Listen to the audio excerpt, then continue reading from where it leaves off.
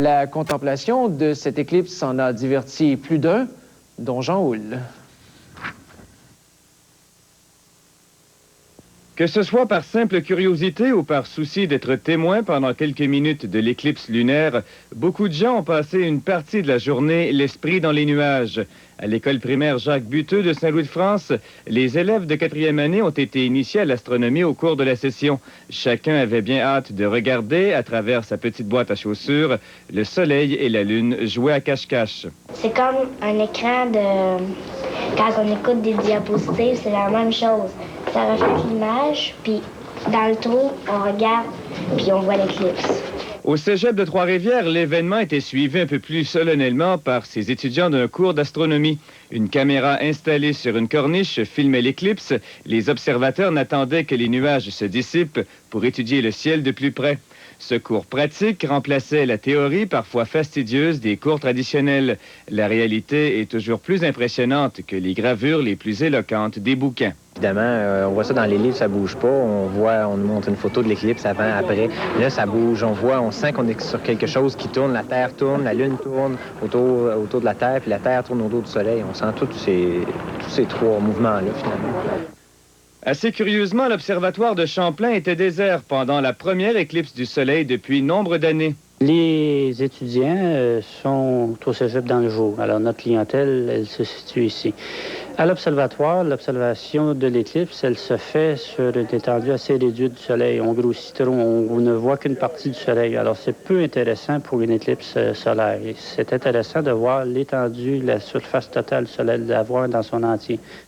85% du disque solaire a été voilé par la Lune. Phénomène intriguant, certes, mais qui n'est plus une source d'inquiétude, contrairement à ce qu'un peuple ancien croyait.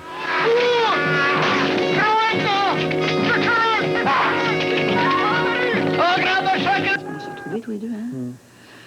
Après l'élection, j'imagine. Oublie pas que je t'aime.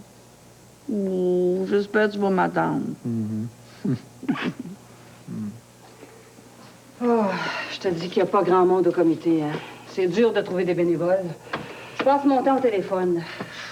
Écoute-moi, Gertrude, je veux être sûr que tu te rends bien compte de ce qui est en train de se passer. De quoi tu parles, là?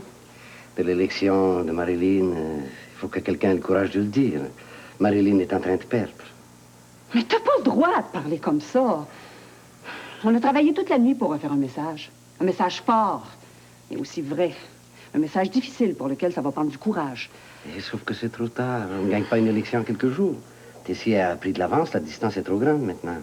Et je sais que je te fais de la peine. Il faut voir la réalité en face. J'ai le cœur brisé, moi aussi. Oh, dis-moi que c'est pas vrai, Arnoldo. Mais comment on va faire pour continuer, pour avoir le courage de continuer si c'est toi qui as raison? Dis-moi que c'est pas vrai, Arnoldo. C'est sûr qu'il faut continuer comme si on y croyait. Mais il faut quand même se faire à l'idée que ce ne sera pas pour cette fois-ci. Si c'est pas pour cette fois-ci, ce sera jamais. Parce que Marilyn ne recommencera pas une autre fois comme ça. Ça va avoir été de notre faute, hein? Il n'y a personne à blâmer. C'est un ensemble de circonstances qui a produit ce résultat. Tu n'as pas lu les journaux encore? Non. Ne les lis pas, ça ne vaut pas la peine. Eux aussi appellent les choses par leur nom ce matin. Ils ont commencé à mesurer l'ampleur de la défaite de Marilyn. Oh non, c'est pas vrai. Ah, c'est le temps de redresser la tête, ma belle Gertrude. Ça va être des jours difficiles. J'ai d'autres chaises à moi dans le sous-sol. On peut les monter aussi, hein? Ça ferait ça de plus. Bonne idée. Ce que je souhaite, c'est qu'il y ait assez de monde pour les occuper toutes. Et Marilyn mérite vraiment qu'on fasse tout ce qu'on peut pour elle. Si tu savais le risque qu'elle va prendre... Risque? Quel risque? Ben, on a préparé la suite de la campagne hier, jusqu'à ce matin, en fait, là. Elle était là tout le temps. Le risque qu'elle va prendre, c'est de dire toute la vérité au monde. Ah, la vérité? Il y a longtemps que la vérité n'a pas eu sa place au sein d'une campagne électorale. Reynald avait l'habitude de dire « moins le public en sait, mieux c'est ». Alors la vérité? Elle va parler de coupure, elle va donner des chiffres, elle va dire les sacrifices qu'il faut faire. Tout. La gageure qu'on fait, c'est que les citoyens sont prêts à entendre parler des vraies affaires. Écoute, ils sont pas fous quand même. Les gens, ils savent qu'on peut pas continuer à vivre au-dessus de nos moyens comme on le fait partout actuellement. Alors elle va s'engager à redresser la situation. Elle va dire où ça va faire mal, exactement. C'est comme se jeter dans la gueule du loup. Ouais. Est-ce que vous êtes sûr de ce que vous lui faites faire? Non, non, c'est pas ce qu'on lui fait faire, c'est ce qu'elle veut faire. C'est son choix à elle. Elle a décidé de dire rien d'autre que la vérité. Elle sait que c'est dangereux. Mais moi, mon opinion, c'est que s'il y a quelqu'un qui est capable de le faire, c'est Marilyn. Personne d'autre. Les gens ont plus confiance dans les politiciens. Mais ce sera pas un message populaire. Non, ce sera pas un message populaire, c'est sûr. Quand tu parles de coupure, c'est jamais populaire. Sauf que Marilyn, elle coupe partout. Et d'abord à l'hôtel de ville, puis elle coupe gros en plus. J'espère qu'on se trompe pas. Bonjour les amoureux! Bonjour, bonjour Marilyn. Alors, ma Gertrude, toujours debout? On peut pas dire qu'on a dormi des masses, hein? Qu'est-ce que t'as pleuré, toi? Ben non. C'est ça que ça me fait, à moi, de me coucher à 4 heures du matin. Ben, j'espère que j'ai pas l'air de ça, moi, hein? Ben, faut que je sois en forme. C'est aujourd'hui que je fonce dans le temps. Ah, s'ils pensent me faire peur avec leurs 15 points d'avance, ils se trompent. 15 points, il n'y a rien, là. Ça va fondre comme neige au soleil. Dis donc, Gertrude, je voulais passer chez Mado, histoire de parler aux bénévoles, et puis... Ah, ben c'est une bonne idée, mais ça tombe mal. Il n'y a que Mme Nicole puis M. Jean-Marie pour le moment. J'ai dit aux bénévoles de rentrer à midi aujourd'hui. À midi? Ouais. Et voyons pourquoi. On est si en avance que ça dans le quartier? Ben, ça va plutôt bien dans le quartier, tu sauras. Ah oui? En tout cas, on n'a pas 15 points de différence ici. Ben, tu passeras un petit peu plus tard. Ah, ben, pas aujourd'hui. Tu voyais ce que j'ai à l'agenda. Oh, tu diras aux bénévoles de me regarder à la télévision ce soir. C'est aujourd'hui que je ponce avec les chiffres et tout, hein. Demain, on va voir comment ça sort dans les journaux, excuse-moi. Il en faut du courage, Marilyn. Du courage? Pour dire la vérité? Mais voyons, mais je trouve pas. Moi, je pense qu'il faut dire aux gens au fur et à mesure ce qu'on va faire. Moi, je pense que les gens, c'est ton meilleur atout, hein? Ah non, ou ils sont avec toi, puis tu peux transporter des montagnes, ou ils sont contre toi, puis là, tu peux aller dans le désert. Tu vois, Arnaldo, on est loin du temps où les politiciens disaient il faut que le peuple soit heureux à tout prix. Après ça, on peut faire ce qu'on veut. Hein. Marilyn, c'est une nouvelle vague. J'espère que le peuple va comprendre. Mais certainement que le peuple va comprendre. Le peuple, comme tu dis, c'est des grandes personnes, hein? Écoute, ils mènent leur vie, ils élèvent des enfants, ils payent leurs taxes, leurs dettes, prennent des décisions. Non, non, non. Le peuple, comme tu dis, là, ce sont des gens tous responsables. Oh, bien, écoutez, c'est ça ou je me casse la gueule? Non, mais t'as raison, Marilyn. Des fois, le peuple, il faut lui faire confiance. Ben... Ah, t'as raison.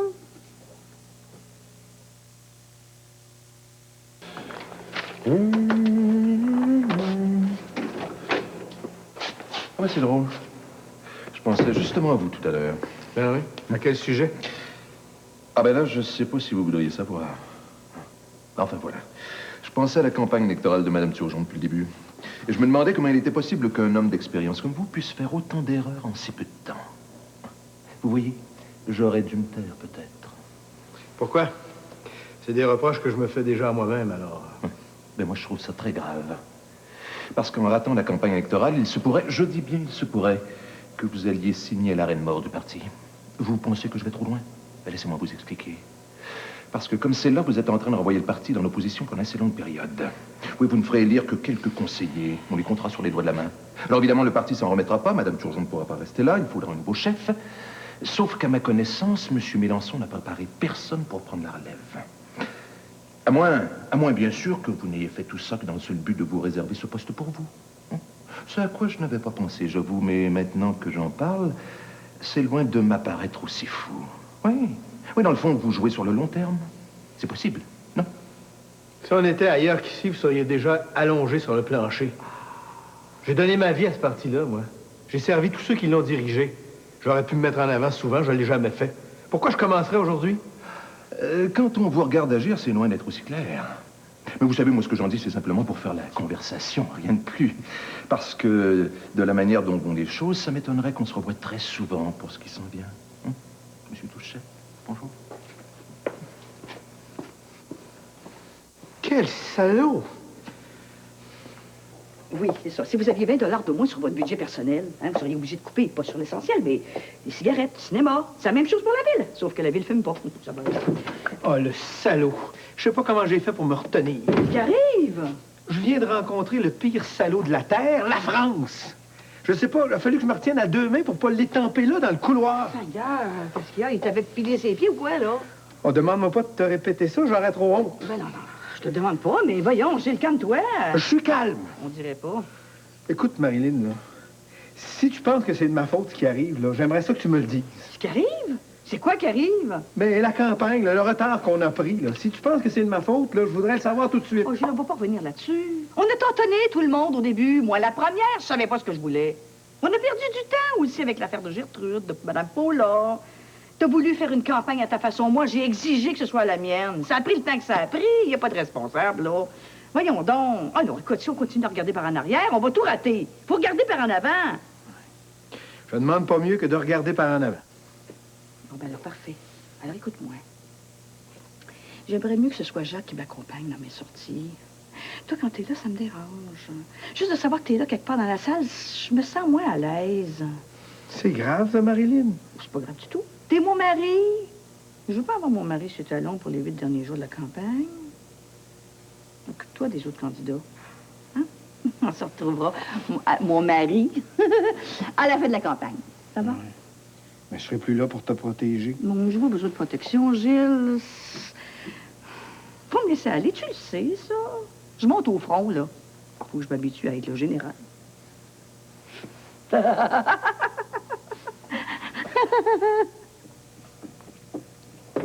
Il me semble qu'on devrait déjà avoir du monde, tu penses pas?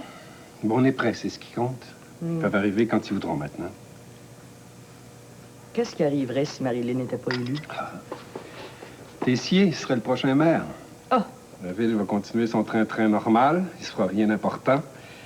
Pas de plan de redressement, pas de coupure. La routine, quoi. Tessier, il n'y a aucune idée pour la ville. Lui, ce qu'il veut, c'est le fauteuil pour le fauteuil, brasser la poussière, pas l'enlever. Et Jean-Marc lui servirait de conseiller. Oh, j'ai le frisson juste à y penser. Les plus ambitieux parmi les hauts fonctionnaires prendront les décisions. On va avoir une administration sur papier sans jamais se demander ce que ça donne quand c'est appliqué à des êtres humains. Pas de programme en transport en commun, pas de programme en environnement, pas de programme pour la protection des citoyens. Pourquoi se forcer, hein? Au lieu d'une démocratie, on va avoir une médiocratie et tout va continuer comme avant. Bien content d'être sorti de là, je dois dire. Donc, il faut aider Marilyn et le plus possible. Ah oui, ça vaudra la peine. Sauf que c'est bien mal parti, Louise, bien mal parti. J'arrive, Jacques. Oui. Dis-lui que je m'en vais chez Marié. Oui, attends. Gilles me demande de te dire qu'il déménage chez Marien. Ah oui, tous les papiers et tout, là. Il y en a son 4e voyage à la voiture, je pense. Un an après, il ne restera plus de papiers, ça, c'est sûr. Ça fait drôle, d'ailleurs. Oui, écoute, si je reviens pas, tant pis, là, mais si je reviens, je vais vouloir savoir à qui on le donne, ce bureau-là, hein? Un cadeau? Bon, ben, ça dépend pour qui. Moi, je pense plutôt que c'est une bombe, ce bureau-là. On peut pas installer n'importe qui ici, là, hein? Tu vas me faire penser? D'accord, merci. J'arrive, là.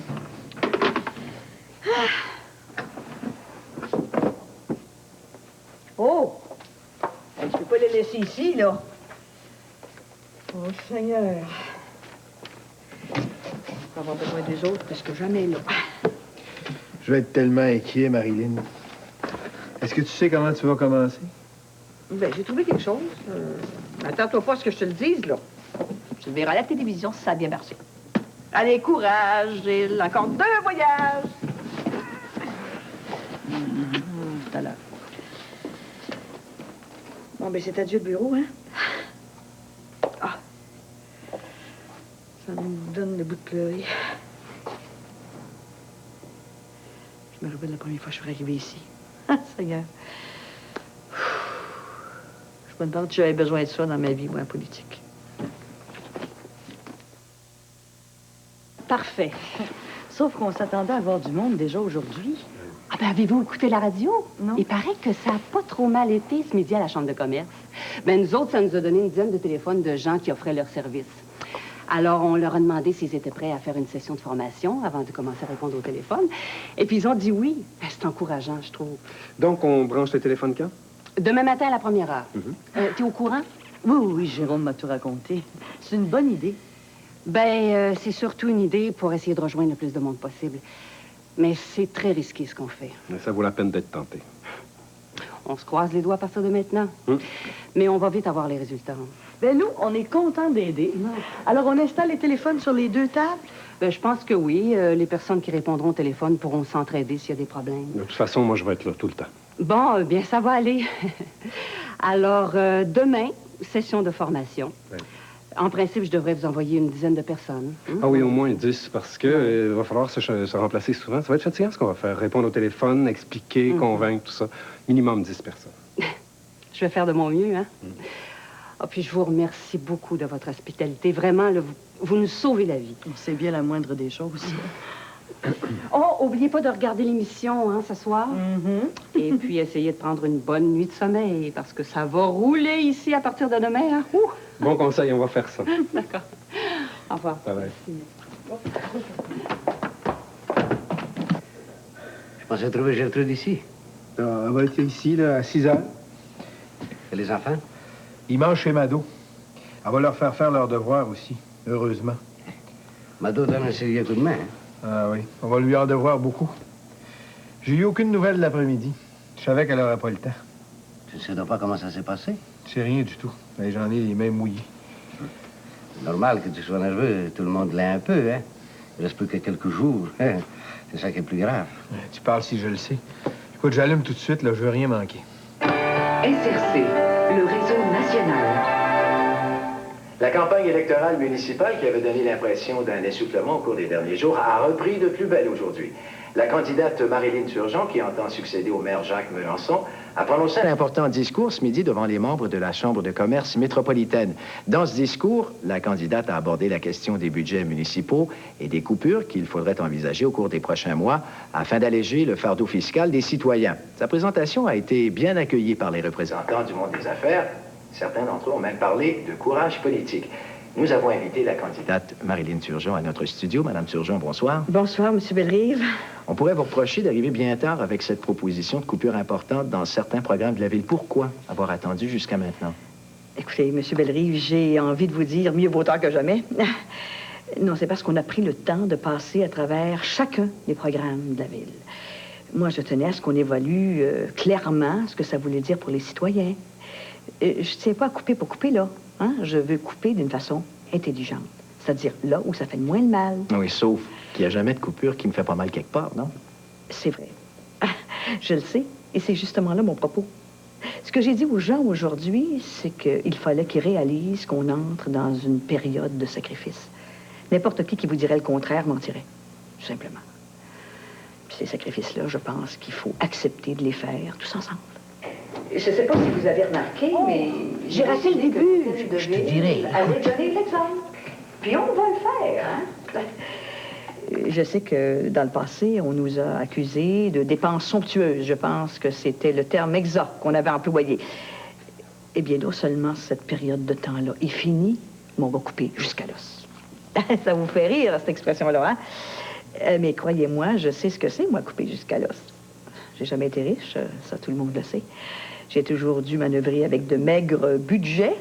Alors, je sais comment faire. Je l'ai toujours fait.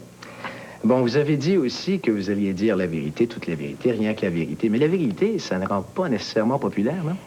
Ah, mais ça me fait rien, moi, d'être moins populaire, hein? Tout ce que je demande aux gens, c'est de me donner une chance de faire le ménage des affaires de l'hôtel de ville.